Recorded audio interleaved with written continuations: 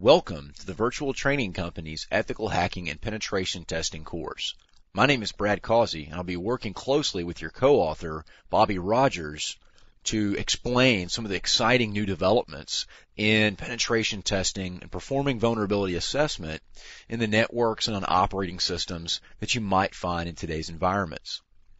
So that's going to be the basic topic throughout our course, which are basically going to take us from taking the security and the defense methodologies and kind of turning them in reverse so that we can use our attack skills to try to reverse engineer the defenses that we might usually find on a network.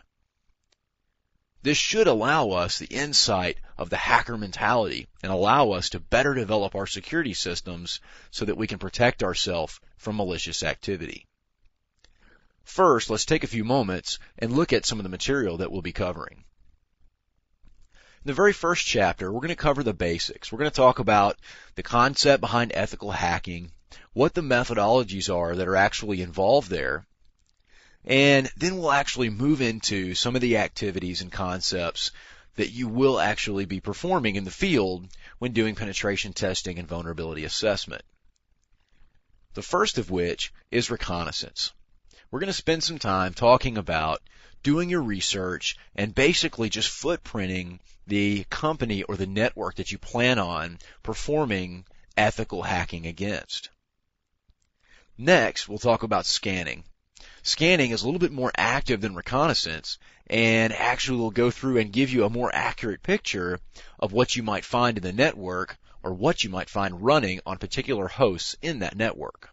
Next, we'll move on to service enumeration, which is going to give us even more detailed operating system information and application information about what we might find running on various computers in the network.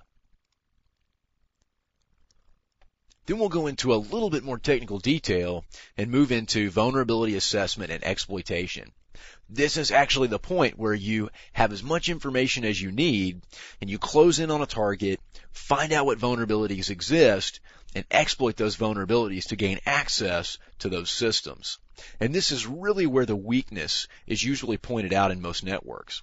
So this is kind of the highlight, if you will, of the overall process. Now, after we've gained access to that system, we need to understand the differences in the concepts behind penetrating the system or the network, gaining access to that, and also what is involved in the compromise of a system. Now, once we've identified those vulnerabilities, exploited any vulnerabilities that exist, we've gained access to the system, effectively compromising it, now we actually get to perform actions against our newly found system. These different things can include items such as privilege escalation, where we can bump ourselves up to system administrator or possibly root. And owning the box is basically a slang term for using the box for things that you want to. In other words, doing things with that machine that weren't normally intended when that machine was installed. After we've been able to get onto the machine and do what we wish, our next goal is going to be to evade any defenses that exist and try to erase our tracks, effectively acting as a ghost or a shadow on the network so we can maintain our access as long as possible, which is actually going to be our next area that we'll cover. So maintaining and then possibly using previous compromises and exploitations to produce even more access. So once we have our box owned, we're going to want to expand that out and get as many as we can on that network, because most likely a network with one vulnerability is going to have a lot more. And in wrapping things up, we're going to go into a little bit of off-topic stuff, such as some special hacking topics, such as steganography and encryption, that will come into play and be a factor when you're performing these vulnerability assessments. We'll also cover some popular tools that you might use in your travels as an ethical hacker.